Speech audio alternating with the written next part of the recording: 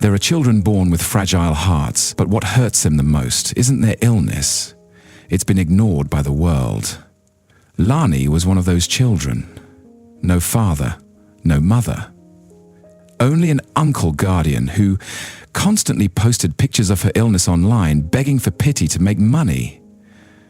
A 7-year-old girl, living in a room with no windows, forced to smile at the camera every day so others would pity her. Every night she slept with a breathing tube, and a question that no one ever answered: if I were gone, would anyone even notice? But what no one saw was that behind that closed door, Lani was treated like a broken toy, kept alive just enough to continue eliciting compassion from others. But then, a man, a millionaire, seemingly without feelings, accidentally saw her on a day like any other, not with his eyes, but with a heart that had once been abandoned. The story you're about to hear isn't just about a heart surgery, it's about something much deeper. Faith pieced back together, one beat at a time, all thanks to a well-timed gaze. And perhaps after listening, you'll start to see the world around you in a different way. Light never reached the small room at the end of the third-floor hallway where Lani lived. A flickering fluorescent bulb provided a dim, unreliable on the walls. Damp stains spread like distorted maps of some distant, cold place. On the rickety metal bed, a 7-year-old girl with pale skin was curled up under a cheap fleece blanket. Her eyes were wide open, not with curiosity, but because she'd woken up from a dream where she couldn't breathe. Lani had congenital heart disease since she was 3. She'd known the feeling of her heart being squeezed, her breath as fragile as a thin thread about to break. She had also learned how to hold her breath when the pain came, to avoid crying out, because she understood crying out wouldn't help. In the corner of the room was a desk cluttered with wires and machines, an EKG, an oxygen monitor, a spare breathing tube, several open blister packs of medication, and a phone mounted on a tripod. Russell, her only remaining uncle, was the one in control of everything in that room. "All right, Lani, give me a little smile, but don't look directly at the camera, just be natural." Russell's voice echoed from behind the phone. He was used to operating like an amateur director. In front of the camera, he gently wiped her forehead with a cloth, smoothing her hair as if he truly loved her. Meanwhile, he adjusted the lighting, lowered the volume of the sad background music, and began recording. "This is my niece. The doctor says that if she doesn't get surgery within a year, her little heart will stop beating. I've sold everything I own. All I can do is beg for your kindness." Those words were broadcast live online during prime viewing hours. Below the screen, a flurry of heart emojis streamed upwards. Thousands of people shared the post. Hundreds left comforting comments, and dozens of accounts transferred money to the account Russell publicly provided. When the lights went out and the live stream ended, there was no music, no emotion, only the quiet room and a tired Lani lying still as if she had just completed the last performance of the day. Russell walked over without saying a word. He hastily detached the sensors from her body, tossed them aside, and went out. The door closed coldly, as was his custom. Lani had never been to school. Every day was the same. Morning, medication. Noon, lying alone. Afternoon, lying alone. Evening, medication again, and going to bed early to have energy. Besides the old books her mother had left her, Lani had no one to talk to.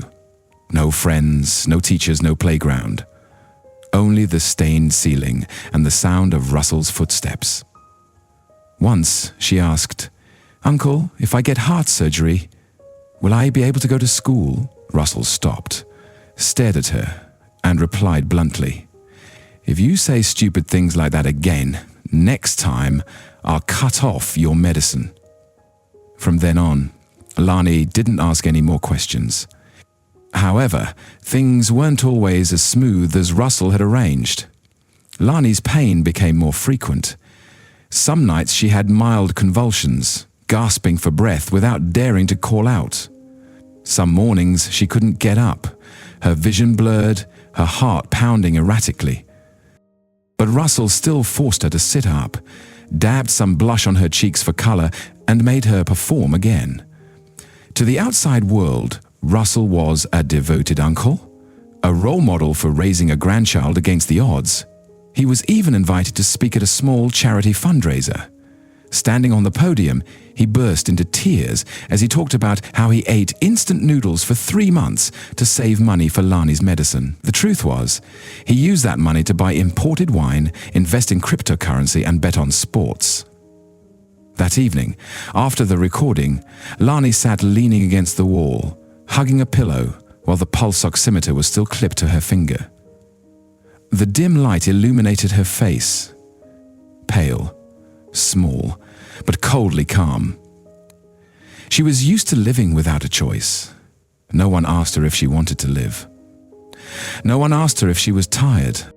And most importantly, no one ever looked into her eyes long enough to know that her heart was not only weak, but very lonely. St. Mercy Hospital, where the white of lab coats blended with the smell of disinfectant, was a place Russell frequented, not because he loved or cared for his niece, but because it was the best backdrop for the touching films he wrote, directed, and starred in himself. The long hallways, the dim yellow light, and the sound of the wheels of hospital beds all were propped for a perfect performance. Russell pushed Lani's wheelchair slowly through the main hall. He wore an old woolen coat, his neck wrapped in a faded grey scarf. In the eyes of outsiders, he was the quintessential image of a devoted relative, thin, patient, and austere. His hand rested lightly on Lani's shoulder, as if his entire life revolved around her. "Lani, smile a little, honey. You're about to see the doctor." His voice was soft, warm, as if pouring honey into her ears. Lani nodded, without speaking. Her eyes were fixed on the floor, where the footprints of hundreds of patients today still stained with water. She was silent not because she was obedient, but because she knew. Any words she spoke would be meaningless. Lani's primary doctor was a middle-aged woman named Dr. Claire Hemsworth, formerly the head of pediatric cardiology. With a gentle smile and compassionate eyes, she always tried to make Lani feel safe. "How's your eating been lately? Sleeping okay?" she asked as she placed the stethoscope on Lani's chest. Lani was about to answer, but Russell interjected, his voice breaking with emotion. "She's very weak, doctor. I worry every day. Some nights I stay up all night just to listen to see if her heartbeat is still steady." Claire nodded, unsuspecting. In the records, Lani was still prescribed maintenance medication, regular checkups with no signs of anything unusual. Everything was perfectly reasonable. After the examination, while Lani was being taken by the nurse to have her blood drawn, Russell stayed in the doctor's office. He sat down in a chair, sighed wearily, and then pulled out a handkerchief to wipe his face as if he had just gone through a battle. "We're not well off. I drive at night and take care of her during the day. The medicine, the food, the utilities. I can't make ends meet anymore." He looked at Dr. Claire, his eyes both grateful and helpless. A flawless performance. "We don't have full coverage insurance. I just want her to live long enough to have a chance. But if there's no miracle, I don't know how much longer I can hold on." Claire slowly took notes and then placed her hand on Russell's hand. "You're a very strong man. St. Mercy will try to support you as much as possible." Russell nodded, his eyes red-rimmed. Then he left the room and greeted Lani, holding her hand tightly like a model father.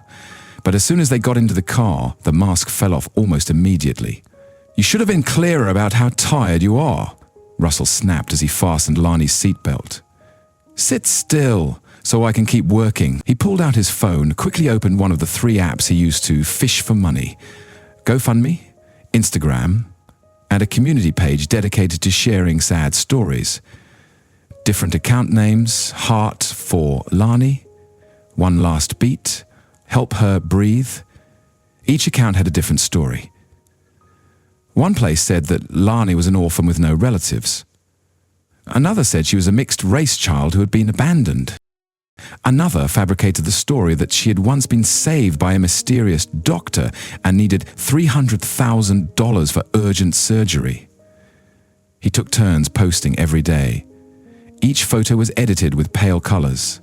Each video was accompanied by sad piano music. Each caption was filled with fake tears. We need a miracle.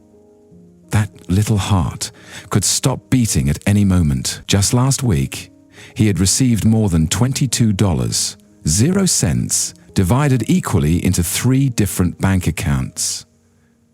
Back at the house, Russell threw Lani's backpack onto the bed.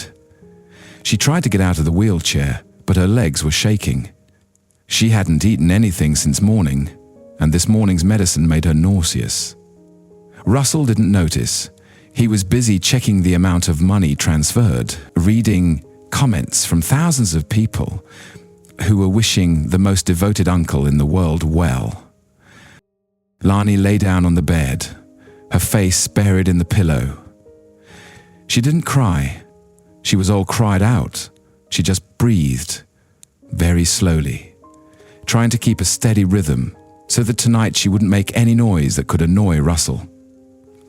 Once, Lani saw herself in a clip that was circulating online. A friend of her mother's had sent it, along with the message, "Lani, is that you? Are you okay? Please answer me if you read this." But Russell had read the message first. He blocked that account, deleted the video from the phone, and threatened, "If you answer anyone, forget about medicine. Your heart lives because of my medicine, understand?" Since then, Lani had learned to be silent.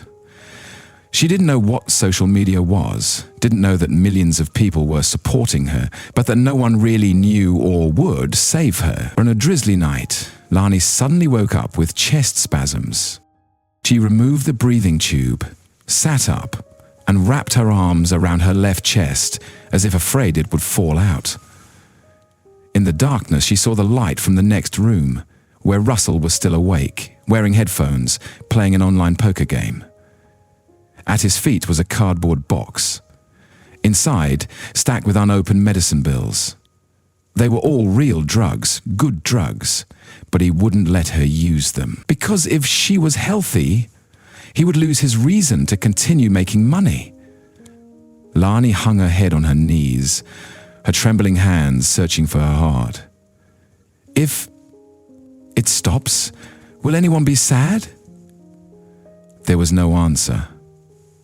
The room was silent, as if it had heard this question hundreds of times before. But there was one thing Lani didn't know. Somewhere else, in a mansion 7 blocks away, a man named Grayson Hale was watching the news about a little girl with heart disease who had just been invited by a small fund to seek funding. And for some reason, he couldn't take his eyes off her face. That morning wasn't sunny, but it was still gently bright. The kind of light often seen through hospital windows, making everything inside look deceptively peaceful. Grayson Hale entered Building A of St. Mercy Hospital with his usual calm demeanor. As the main sponsor of the new pediatric cardiology unit, he had come to check on the progress of construction and reassess the operational efficiency of the old unit before its reorganization.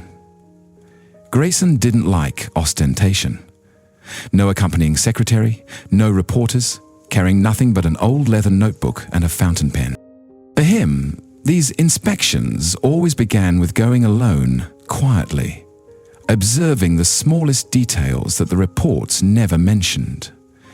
He was turning left down the pediatric cardiology hallway when he heard an argument, small, stifled, and full of resentment, coming from the last room. Room 307's door was ajar. Grayson was about to walk straight ahead, But the clear, broken voice that leaked out stopped him.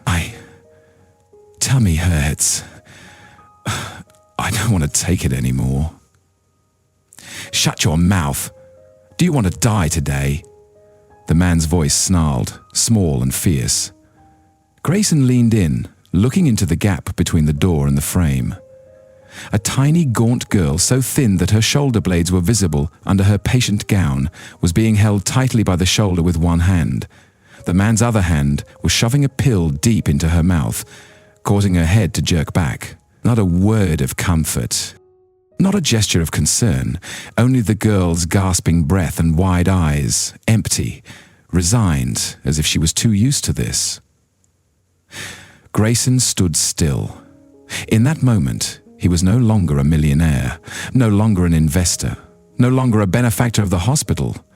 He was just a human being, witnessing something so wrong that it hurt. And what made him unable to turn away was not the brutal act, but the child's eyes without fear, because fear was exhausted. No tears, because she had learned not to shed them anymore. Just pure endurance, as if pain was a default part of life. Grayson didn't knock. Nor did he enter. He quietly backed away towards the hallway, his hand tightening the notebook in his palm. His feet continued as if he had never stopped. But his mind was stuck there at that dim doorway. Throughout the rest of the inspection, Grayson didn't hear the words of the hospital manager who was reporting next to him. The numbers, the progress, the budget proposals, all flowed past him like smoke. The image of that child kept coming back. Her thin form, her sunken eyes, her pale skin. He had seen those eyes before, in the mirror. When he was little, Grayson had also spent long periods of time in the hospital, not because of illness, but because his bones were broken by his alcoholic father. He used to lie there, listening to the footsteps of doctors passing by without anyone stopping. He used to look up at the ceiling, hoping someone would ask, "Are you okay?" No one asked. And that was why he grew up with a silent vow not to let any child be that alone again.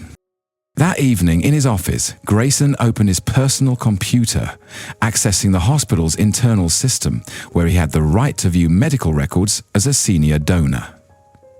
The little girl's name was Lani Weston, 7 years old, congenital heart disease, has been treated at St. Mercy for over 2 years. No legal parents. Legal guardian, Russell Weston. Biological uncle, medical history, no surgery, prescribed maintenance medication. There were signs of malnutrition and mild weakness, but no serious reports were sent to the system. Grayson sat silently in front of the screen. Everything was too calm, too clean. And that was what made him uneasy. The next day, Grayson returned to the hospital. Unannounced, no reason. He brought a bag of black coffee and entered the pediatric cardiology area like a father visiting his child in the hospital. He stood in the third-floor hallway near room 307, where yesterday he had witnessed the scene that haunted him. From a sufficient distance, he saw Russell sitting next to Lani in the room, looking weary, like someone who had sacrificed his entire life for his niece. The nurse who went by greeted him. The doctor smiled and patted his shoulder like an old acquaintance. No one suspected anything. Russell was too good at wearing masks. Grayson retreated and sat on the waiting chair at the end of the hallway. He put his hand on his knee, his eyes still watching that door. He didn't know what he would do next, but there was one thing he was sure of. He would come back. Again and again, until what needed to be seen was seen clearly. St. Mercy Hospital, 3 days later. Grayson returned, this time not to observe from a distance. He went straight to the second floor, to the office with the sign Dr. Claire Hemsworth, Pediatric Cardiology. The doctor had just turned away from the filing cabinet and stopped when she saw him standing there. "Mr. Hale," she was surprised. "I didn't know you would be visiting my ward again today." Grayson nodded, polite but unable to hide the seriousness. "I didn't plan to announce it in advance, but there is one pediatric patient that I want to inquire about more carefully. Her name is Lani Weston." Claire gently put the file on the table, her eyes suddenly changing from surprise to caution. "Ah, the little girl, quite shy. I have been monitoring her since her first admission." "The little girl has congenital heart disease, right?" Grayson asked, pulling up a chair to sit opposite her. "I saw that the medical records are very regular, but there were no proposed surgical indications. Why?" Clara frowned lightly. "Honestly, I did mention the possibility of surgery almost a year ago, but her guardian, her uncle, Mr. Russell, refused." "Refused?" Grayson repeated. "Why?" "He said that she was too weak and that the risks were too high. He requested that she continue conservative treatment and maintain it with medication. I don't have the right to intervene if the family refuses surgery." Claire sighed softly. "I still hope that someone can provide financial support so that he can feel more at ease." Grayson was silent for a few seconds. "He doesn't need support." Claire frowned. Grayson stood up and slowly said, "Thank you, doctor. I believe that you are doing your best, but I think I need to investigate further. For the child, and perhaps for many other children." That afternoon, in his private office, Grayson called his senior legal assistant, Elliot Ford, a short, stout, sharp-tongued man who specialized in handling cases of charity fund abuse. "I need you to investigate a case," Grayson said. "It may be fraud, it may be a criminal offense." "Who specifically?" "Russell Weston claims to be the biological uncle of a little girl named Lani. Check all donation activities related to her over the past 3 years." Elliot nodded. "It will take a day to trace the account from GoFundMe, social media, and bank wire transfers. If there is anything unusual, I will find it." Grayson leaned back in his chair, his voice slowing down. "That girl. The look in her eyes has kept me up for 2 nights in a row. 24 hours later." Elliot entered the room with a thick stack of documents. His face was serious, something Grayson had become accustomed to after every serious incident. "I think we have a real problem," Elliot said, opening the file. "Russell Weston runs at least 3 anonymous charitable accounts, which are not linked to each other, but all use images of the same girl, Lani Weston." Grayson was silent. "Each account has its own story. One account writes that her parents died in an accident, one place says that she was abandoned in a church, and the other notes, 'My only niece. I lost my wife because she took care of her too much.' Are you sure they're all Lani?" Elliot nodded. "Same photo. Just changing the angle of the shot, the lighting and the skin color to make it look different. But the digital trail is clear." He pushed the documents to Grayson. "The total amount of money donated in 3 years, $281,452.00. All withdrawn into accounts in the name of Russell, or a shell company named Western Support Solutions." Grayson flipped through each page. Bank statements appeared. Money was sent from young mothers, retired soldiers, and high school students who were raising funds for that little girl's heart. "Is there evidence that he used that money for personal purposes?" Grayson asked. "Yes, some of it goes toward gambling, airplane tickets to Vegas, and high-end credit card payments completely unrelated to medical treatment." Grayson squeezed the file tightly in his hand, his voice lowering. "He's not just stealing money. He's stealing hope from thousands of people who believe they're saving a child." That night, Grayson sat in front of the screen, the light reflecting on his tense face. An old livestream clip of Russell appeared. He was hugging Lani, his voice choked up. Every dollar donated is one more beat for her heart. Grayson clicked it off. He looked out the window. The city was still brightly lit as usual, but inside him everything was getting colder. The phone rang. It was Elliot. One more thing. Elliot's voice was low. Go ahead. I just rechecked the list of charities Russell has participated in. One of his accounts once submitted an application for a grant from your Heart for Kids fund. Grayson closed his eyes, leaning his head back in his chair. So, he even took my money. And thousands of others. Grayson opened his eyes. His voice was soft but cold. I want to start right away, as soon as possible. Not only to get the money back, but to get justice for that child. Elliot replied shortly, Yes, sir. And in a small hospital room, without a window, Lani was still lying still. She didn't know that somewhere out there, a strange man had seen her. Truly. Not as a tool for compassion, not as a media story, but as a child who needed to be rescued. And for the first time, after so many years, the wheels of justice began to turn. From a look, a suspicion, and a promise in his heart, I won't abandon you like everyone else has. Grayson Hale returned to St. Mercy Hospital on Monday morning, during office hours. But this time, he didn't stand in the hallway. He didn't hide in the shadows. He officially requested a short meeting with Lani. As the main donor of the pediatric cardiology ward, and as someone who intends to sponsor children in difficult circumstances. But after a few phone calls and a few familiar handshakes, the paperwork was neatly arranged and Grayson was led to room 307. The windowless room he would never forget. Lani was sitting on the bed, hugging the worn teddy bear that the nurse had given her last week. When Grayson entered, she raised her head but didn't speak. Russell was sitting on a plastic chair next to the wall, feigning surprise when he saw him. Ah, hello, Mr. Hale. Your reputation is no stranger to me. Russell stood up and shook his hand. It is an honor to have you pay attention to my niece. Grayson smiled slightly, not shaking his hand too hard.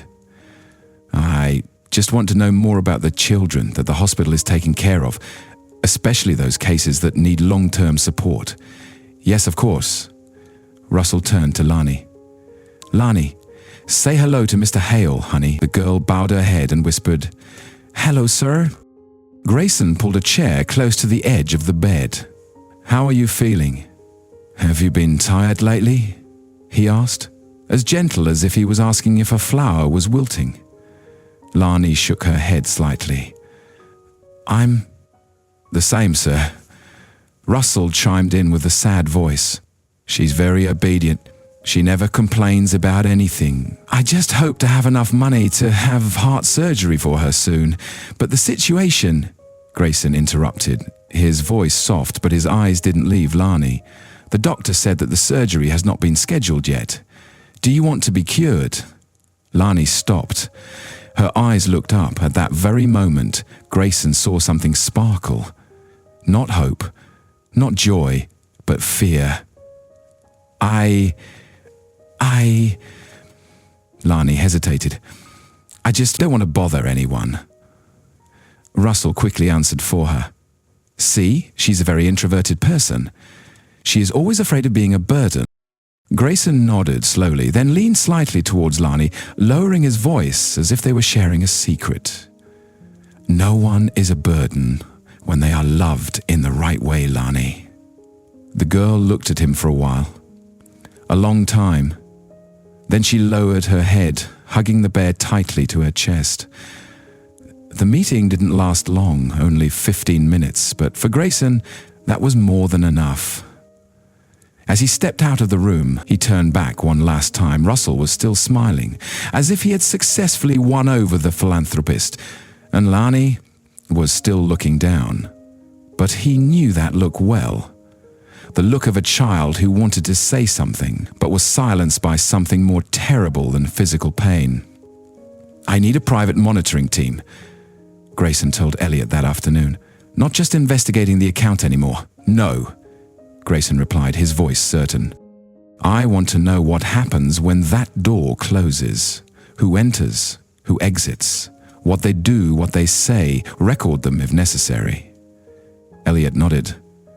"I know people. 2 people, 1 male and 1 female, who won't attract attention. They will follow Russell 24/7. Grayson looks straight ahead. If Russell does something wrong, I want to see it. If he abuses, threatens, I want to see it with my own eyes, without any doubt, without any loophole." 3 days later. In the evening, a video was sent directly to Grayson's machine via a private encryption application. Sender, surveillance team. Grayson clicked it open. The frame was blurred, taken through the crack in the door. Lani was sitting on the bed, holding an unopened box of milk. Russell was standing next to her, his face no longer as friendly as he was with the nurses and doctors. His voice was low and barbed. "Why were you looking at that old man?" Lani shook her head, silent. Russell approached, his voice tight. "I told you not to look at him. You know if you say anything." He leaned down, close to the girl's ear. This part. His voice was low but still clearly heard. "If you say anything, no one will give you medicine anymore. Understand?" Lani shrank back, holding the box of milk with both hands, trembling. Grayson stopped the clip. He didn't say anything for a minute. Then he slowly stood up, his eyes toward the window, where the city was still sparkling, but inside him was a dark night. "It's not just fraud," he whispered. "This is abuse. And if I don't do anything, I'm not me anymore. What needed to come had come. The truth behind the fog finally had a form. Not by words, not by tears, but a clip and a trembling look of fear." Grayson clenched his hands into fists. "It's time." Grayson didn't act in a hurry. In the biggest deals of his life, he had learned that haste is the ally of the wicked. If Russell was just a simple con artist, he could publicize all the evidence and push him to court. But if Russell was a real snake, cunning, slippery, then any wrong step would cause him to disappear, dragging Lani back into the darkness. Therefore, he needed a plan. At his private law office, Grayson met with Deputy Prosecutor Natalie Cho, who had worked with him on campaigns to protect abused children. As an Asian American woman with sharp eyes and careful words, Natalie was known for her ability to bring down an entire ring with just 2 questions and an ice-cold expression. "We have the video clip." Grayson opened his computer, enough to prosecute. Natalie watched in silence. When the clip ended, she said, "Yes, if the girl cooperates as a witness." "She won't talk. Not ready," Grayson said. Natalie nodded. "Then we need an indirect approach. Isolate first, then gradually bring her into a safe place." "How?" "Hospital." Natalie replied quickly. "Medical reasons. Specialist reasons. Do not notify Russell. If he reacts, we have reason to detain him for interfering with emergency treatment." Grayson looked at her and slowly nodded. "Do it. As soon as possible." 2 days later, at room 37, Lani was reading an old picture book when a group of doctors and nurses appeared. No Russell, no prior warning. "Honey, we will transfer you to the special care ward," a gentle nurse said, putting her hand on the girl's shoulder. "You will be thoroughly checked and have a new room, a new bed, and new teddy bears too." Lani was confused, but didn't react. She just looked back at the door. Russell was not there. It was the first time in many years that she had been transferred without his permission.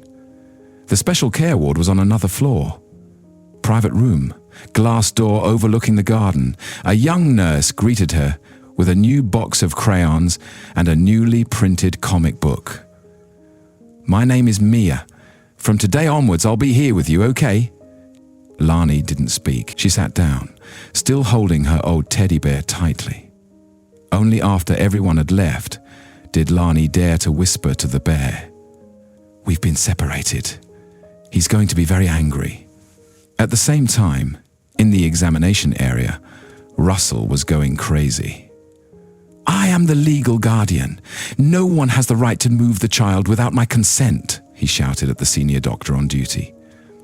"Emergency medical reasons," the doctor replied calmly. "We suspect there are respiratory problems and malnutrition complications. We can't wait for you to sign. The girl needs to be isolated for examination immediately." Russell slammed his hand on the table. "I'll sue. I'll take this to the media." The doctor pursed his lips and then replied simply, "Then go ahead." Natalie had predicted this in advance. A temporary order from the prosecutor's office was sent to the hospital that afternoon, allowing Lani to be held for 72 hours to observe the risk of abuse and medical abuse.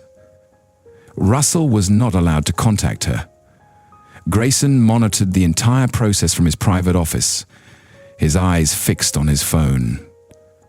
But Russell, that night, he kept sending threatening emails to the hospital, calling tabloid newspapers, and fabricating a story about billionaire Hale kidnapping my niece to PR himself.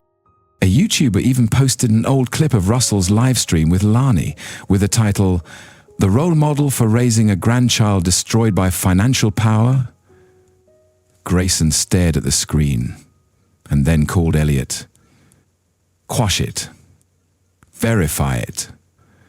Counterattack at the right time. Don't let him lead the story." Elliot replied, "A response has been posted. Lani was transferred to the ward according to urgent medical indications, under the supervision of a family lawyer." "Good." Grayson nodded. "Now there is only one person who needs to hear the truth." Late that night, Grayson went to the special care ward. Room 504's door was slightly ajar. Lani was sitting by the window, looking down at the garden, where there were red rose bushes and a group of children playing under the yellow lights. She didn't say anything when he entered. Grayson pulled a chair to sit next to her. "Do you know why you are here?" Lani shook her head. "Because you deserve to be cared for properly. Not acting, not enduring, not being silent." Lani hesitated. "I don't understand. Why are everyone so kind?" Grayson looked straight into her eyes. "Because I know. You haven't been asked something that everyone should have been asked." He sat quietly for a while. Then he asked softly, "Lani, do you want to live?" The girl's eyes trembled, not because the question was too big, but because no one had ever asked. Lani burst into tears. The first cry was unrestrained, not silent, not afraid. Between sobs, the girl nodded. "I want to." Grayson took her hand. A small, cold and thin hand. "Then I'll take care of it. Let me take care of the rest." Outside, Russell was spinning in the web of his own lies, stepping on the overlapping lies of the past 3 years. He didn't know that. His days of freedom were counting down. Because for the first time in his life, Lani, someone had chosen to believe her, without proof, without conditions, just a nod in tears. When the charitable numbers reached hundreds of thousands of dollars, when the first video clip was revealed, and when Lani was transferred to the ward, Russell knew that his time was running out. But he didn't back down. Russell fought back in the way he was best at, the media. A week before the trial, he appeared on a live stream on a large YouTube channel, his eyes red, his hands trembling as he placed them on Lani's photo. "I have nothing but that granddaughter," he choked up. "I gave up my whole life to take care of her, and now they are taking her away. They're making up stories.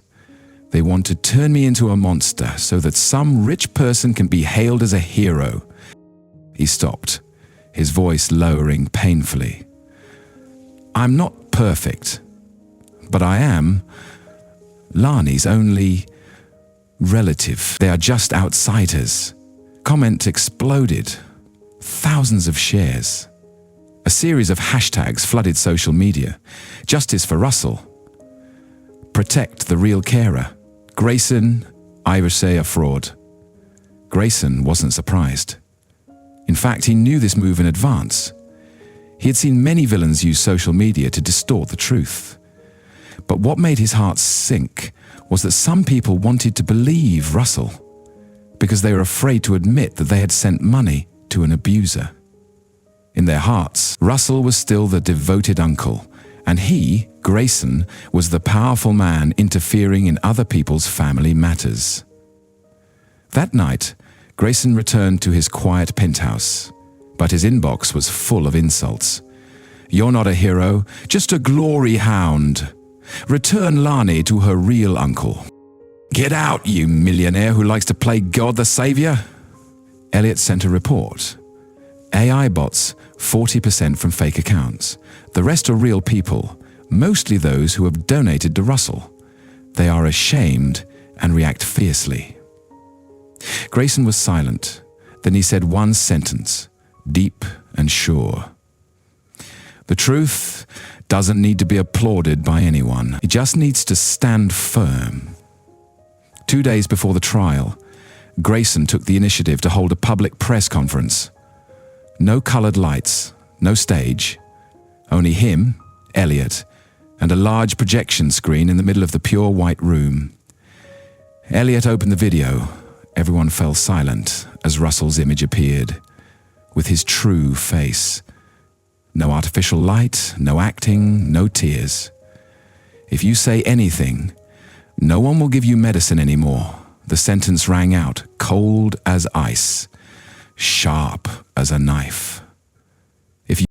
Then came the latter part, the list of bank accounts, the evidence of money transfers, and even the details of the amended medical records. Grayson looked straight at the camera. I don't need you to love me. I just want a child not to have to act sad to survive. And if someone thinks I want to be a hero, then I'm sorry, I'm not. ChatGPT Danoi. Ban Danoi. I'm just a human being, and I have seen. I have seen.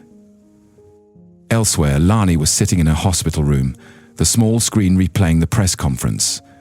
Mia, the young nurse, sat beside her, holding her hand like an older sister. How do you feel? Mia asked. Lani didn't answer immediately. Then very softly she said, for the first time, I see him like my mother. My mother used to say, Lani doesn't need to act, just be yourself. Mia smiled lightly and ruffled her messy hair. So, if they ask you tomorrow, will you dare to tell the truth? Lani looked down at her bare feet. She trembled, but nodded. I don't want anyone to be silent like I was anymore. The next morning, the day of the preliminary hearing, the courtroom wasn't large, but it was packed with people. Russell sat on the defendant's side, his face as still as a stone, but in his eyes, anyone who looked closely could see stubborn arrogance. His lawyer opened with the sentence, my client is the victim of the media and abuse kindness. We reject all charges. It was the witness's turn. Grayson stepped up briefly, without appealing to emotions, just presenting clearly, surely, and then came Lani. She entered in a simple white dress. She held her worn teddy bear. Small steps, but firmer than ever. The judge leaned down and asked softly, do you know why you have been invited to come here? Lani nodded. You know best what Mr. Russell has done. Her voice was not loud, but everyone heard it. The girl began to tell her story, without interruption. Without tears, only the truth. That she had to act, that she was threatened. That some nights she thought her heart would stop beating, but still had to take pictures. That he forbade her to speak. And that the first person to ask her if she wanted to live was Grayson. The whole room was silent, and at the end of that testimony, the girl said softly, "I don't know if Mr. Grayson is a hero, but he didn't turn away, and that saved me." The judge banged the gavel to end the first hearing. The order to detain Russell was approved. The case was officially prosecuted. And out there, the world was still divided into two sides. But Lani, for the first time after 7 years of living in silence, had her own voice. A gentle breeze blew through the glass windows of the county court. A morning not too sunny, not too cold, but for Lani, every step into the courtroom today was like walking on a thin rope, stretched across a deep abyss. The 7-year-old girl, so small that she had to put extra fabric in her sneakers to keep them from slipping off, sat silently in the witness waiting room, the simple white dress covering her thin legs. Next to her, Grayson quietly placed his hand on her shoulder without saying anything. His presence was like an invisible fence between her and the past. On the other side of the wall, Russell was sitting in the courtroom, his head down but his hands still clasped tightly, not out of fear but out of spite. He had been confident that everything was just a fleeting wave of public opinion, that as long as he appealed to emotions, the world would believe him again. But today, he realized, you can't fool a child who knows how to stand up forever. Next witness, Lani Weston. The door opened. All eyes turned to her. Lani stepped in, holding a worn-out grey teddy bear, her small feet moving towards the declaration podium. She didn't look back at Grayson. She knew he was there. She could feel it, like a silent lamp lighting up behind her back. The judge, a middle-aged man with a stern look, softened his voice. "Are you feeling okay?" Lani nodded slightly. A nod of courage, without having to raise her voice. "You can start when you're ready." The room fell into silence. Lani took a deep breath, then opened her mouth, her voice small but even and clear. "I have lived with Uncle Russell since my mother died. I don't go to school. I don't have friends. I just stay at home, take medicine and take pictures.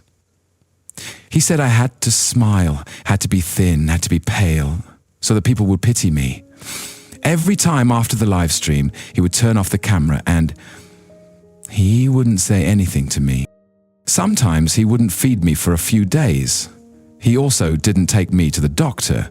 I remember once I had a fever, I was very tired, but he still took pictures. He even put something on my forehead to make it look like I was dying." Her voice began to tremble, but her eyes remained fixed on the front. She didn't look at Russell. There was no need anymore. I didn't get to choose. I didn't get asked, "Are you tired?" No one ever asked, "Do you want to live?" Only Mr. Grayson was the first person to ask me that.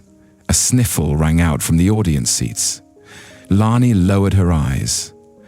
Her hand gently opened the folded piece of paper. Thin paper, slightly wrinkled from sweat. "This is my heart drawn. I wrote a sentence on it. I don't want anyone else to be like me." She looked up, her voice suddenly stronger, surprisingly.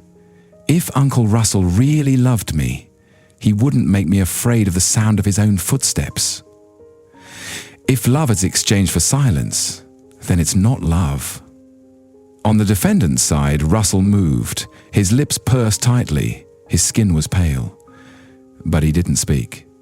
He couldn't speak. Because even if he did, no one wanted to listen anymore. Elliot leaned towards Grayson and whispered, "That girl doesn't need another lawyer. She just defended herself." Grayson didn't answer. In his eyes, at this moment, was the image of Lani standing there, her hair neatly tied back, her eyes shining brightly. No more trembling, no more hiding, only a child who knew what was right and chose to speak it. After the testimony, Lani stepped off the stand, still holding the heart picture tightly. She didn't cry, until she returned to the seat next to Grayson. She looked at him for a moment, then gently placed the piece of paper in his hand, whispering, I drew it last week, but I didn't dare to give it to you. Now, I think you should keep it." Grayson took the piece of paper, a heart drawn clumsily with a pencil, with the words trembling in the middle, "Thank you for seeing me." The judge closed the file. His voice rang out, deep but firm. The court finds that the defendant, Russell Weston, abused his position as guardian, causing physical and mental harm to a minor. The court sentences 18 years in prison without early parole. The defendant is prohibited from contacting, protecting, or caring for any children for the rest of his life. The final bang of the gavel rang out. No one applauded. No one cheered. But the silence that day was the silence of justice. Of the right being affirmed, Russell was escorted out of the courtroom. He turned his head back and for the first time saw Lani's eyes looking straight at him. No longer trembling, no longer afraid, no longer loving. Just a look of letting go. A man who had controlled the life of a child with fear was now escorted by what he thought no one would see. After the court ended, Grayson and Lani stepped out under the light grey sky. Reporters rushed forward, cameras pointing at them, but Elliot raised his hand to stop them. No comments, no pictures. Grayson bent down and asked Lani, "Do you want to say anything?" Lani shook her head. But a few seconds later, she turned to the nearest camera and whispered, "If you are scared and no one believes you, find someone who sees you. Because you deserve to live as a child, not as a role." No one knew what the girl had written in the next piece of paper. They only knew that this time she had written it herself with a bright red pen, and this time she didn't need anyone to hold it for her. That was Lani's last whisper before the media cameras after the trial ended. A short sentence, without tears, without a stage, but enough to make millions of people quiet. And then, the girl turned and stepped into the silver car next to Grayson, leaving behind a dark chapter of her life. A few days later, in Grayson's private law office, Elliot placed a stack of documents on the table. "The permanent guardianship papers have been completed. The Department of Children's Services has signed the confirmation. From now on, the girl officially bears the Hale surname if you want." Grayson didn't need to read it again. Basement, he just picked up a pen, writing his name clearly next to Laney's. His eyes looking through the window, where the girl was sitting in the yard, holding a crayon drawing something on paper. It was the first time Grayson felt that he didn't need to convince anyone. No need to prove. No need to defend. He just needed to be Uncle Grayson to a little girl who had forgotten what her heart beat for. The first thing he did after the adoption procedures were completed wasn't to take Lani to a large mansion, nor to throw a celebration party, but to schedule heart surgery. Dr. Claire Hemsworth, who had treated Lani at St. Mercy, was in charge of the surgery. She shook Grayson's hand after reviewing the records. "We can save her, but we need to prepare carefully. Her heart condition is weak. Her physical condition is poor. We need a month to improve her nutrition and recover before the surgery." Grayson nodded. "Then we'll start today."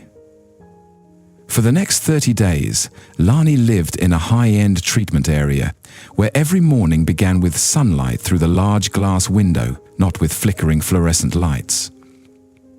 The girl was given 3 full meals. She drank fresh milk, listened to soft music, and read books with Grayson every night. Once, Grayson asked, "Do you like to listen to books or read yourself?" Lani replied softly, "Before, I only pretended to know how to read so that if anyone asked, I wouldn't be ashamed." Grayson was silent for a moment. Then he put the book Charlotte's Web down and said, "Then we'll read it again from the beginning, together."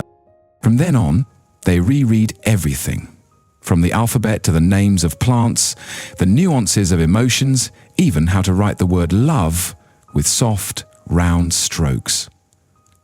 Then the day of the surgery arrived.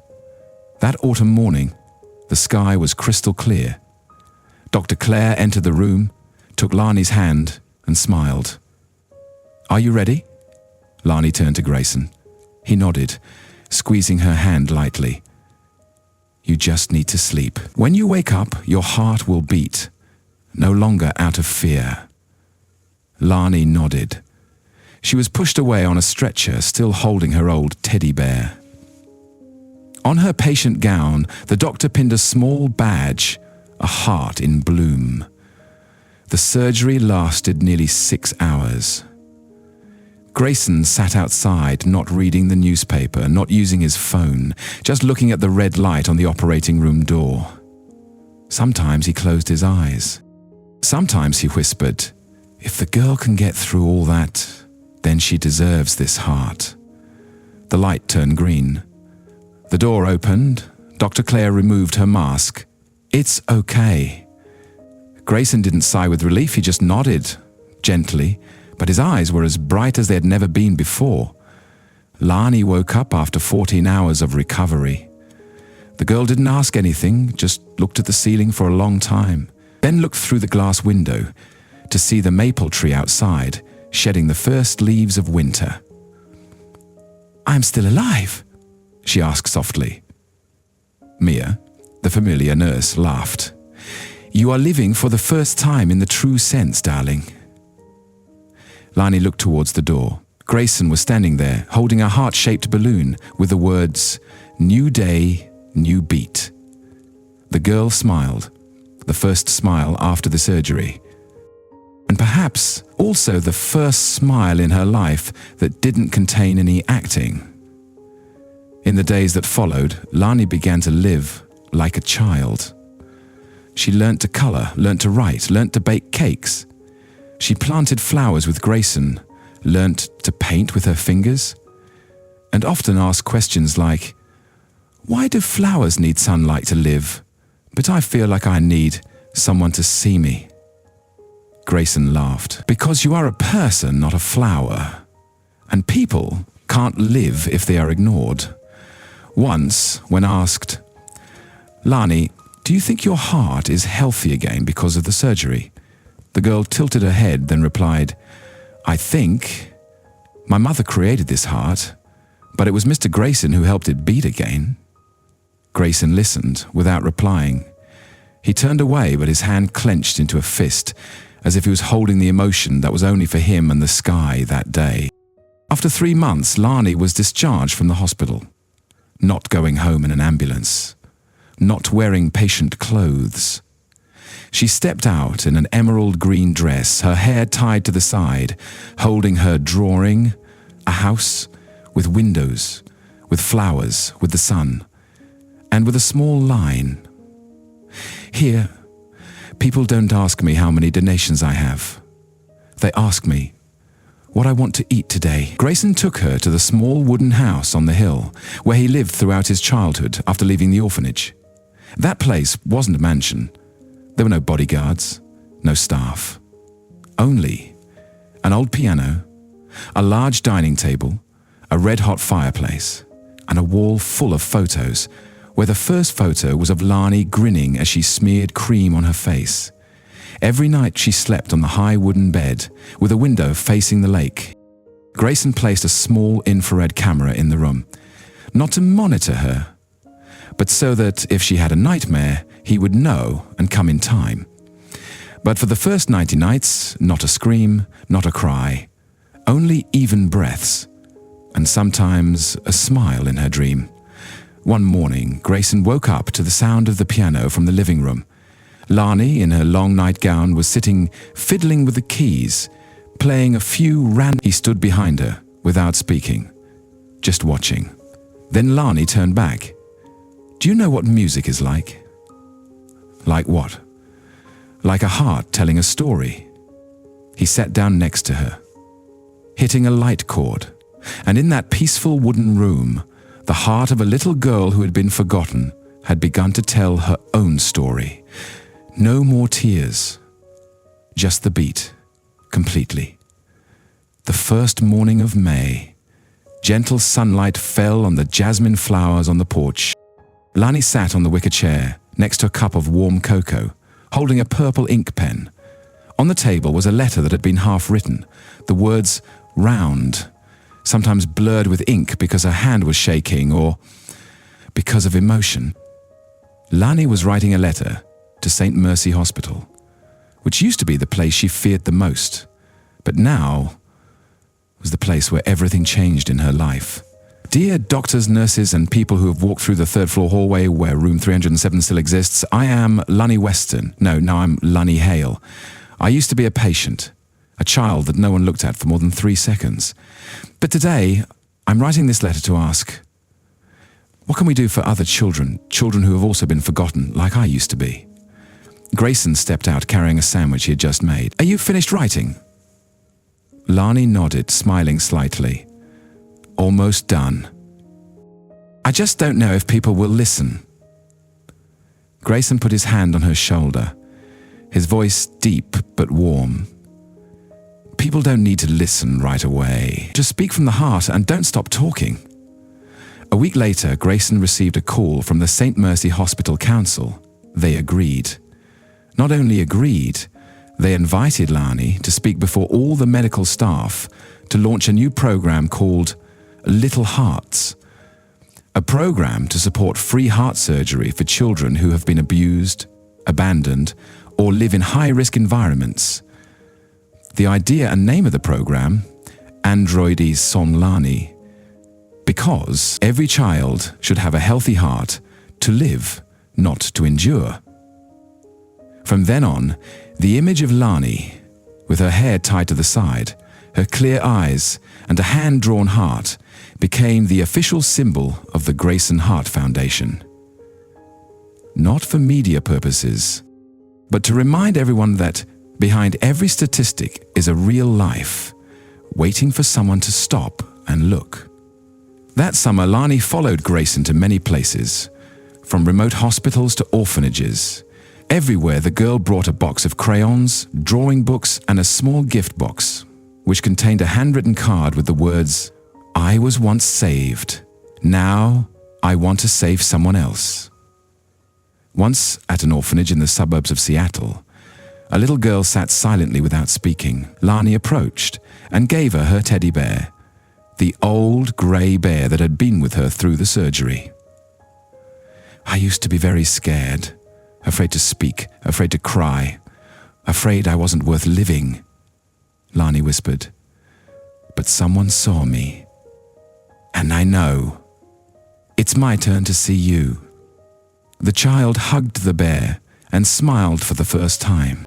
In the fall, Lani officially spoke at the launch of the expanded version of the Grayson Heart Foundation with a budget of $25 million, 0 cents dedicated to children who have suffered severe emotional trauma. The event took place in a small but cozy auditorium. Inside there were no fancy backdrops, a wooden stage, and a microphone set up in the center. Grayson stepped out first and opened his mouth. There are children who live as if they don't exist, and there are adults, for many reasons, who don't have the courage to see that. I used to be one of those adults, until I saw a pair of eyes. Not crying, not screaming, just looking, and I chose to stop. Today, I invite the person who changed me to come here, to remind us that sometimes you don't need to be a doctor or a billionaire to save someone. Sometimes you just need to look closely. The entire room was silent as Lani stepped forward. She was wearing an ivory white dress, a bow tied at the neck, holding a handwritten note. She stood small behind the podium, but no one saw her as weak. They just saw, enough. When I was smaller than I am now, I used to live in a room without a window. Every day, I had to smile so that everyone would pity me. In my heart, I just wanted someone to ask, "Are you okay?" She stopped, her eyes scanning the rows, seeing Dr. Claire tearful, Elliot tilting his head attentively, and Grayson placing his hand on his left chest, where his heart seemed to be listening too. I'm not telling the story to ask for pity. I'm telling it because I know out there are many other small hearts that are also being forgotten. She held up a small card. This is my heart redrawn from the old piece of paper. The paper is wrinkled, smeared, but this time I used a bright red pen to write a new line. I'm not afraid anymore, and I'm not going alone. Applause rang out, gently, naturally, like a small wave on a warm afternoon. Grayson stepped onto the stage, standing next to Lani. The girl looked up at him, holding his hand tightly. "Uncle," she whispered, even though the microphone was still clearly audible. "Back then, I just needed someone to see me, and you not only saw me, but chose to stay." The whole room stood up. No one screamed. No one cheered. They just stood up, as if to acknowledge sometimes a well-timed gaze can save a heart from the darkness. That evening, when everyone had left, Lani and Grayson sat by the window seat. The sky was full of stars, a cloudless night. Grayson gave Lani a small box. Inside was a necklace with a heart engraved with the words, "You are seen, you are safe, you are loved." Lani hugged the box and then leaned her head on his shoulder. "Do you know," she whispered. "What, honey?" "My heart is now beating, not because it has been cured, but because, for the first time, it knows the reason to beat." Grayson didn't say anything. He just squeezed her shoulder lightly, as if his heart was nodding too. The darkness will always exist out there. But in a small house on the hill, where there is a girl who was once forgotten, a man who was once hurt, and a small fun that started with trust, the light has returned and will continue to spread. Perhaps when this story has just ended, you are still silent. Not because you are not moved, but because, in some moment, you see yourself, or someone you once knew, in Lani's eyes. Perhaps you were the child that no one asked, "Are you okay?" Perhaps you had to be strong because you had no other choice. Perhaps, at some point in your life, you were waiting for someone to stop and look, really look. And if that's true, then please know that you are not alone. We live in a world full of noise, where hurt is easily overlooked, and small hearts are easily forgotten. But just one person, one look, one well-timed handshake is enough to pull someone out of the darkness that they have been living in for too long. The lesson that Lani leaves us is not, let's save people, but let's stop, let's listen, and let's believe in the value of a heart that knows how to love. Because sometimes you don't need to do great things to change someone's life. Just be the first person to believe that they deserve it.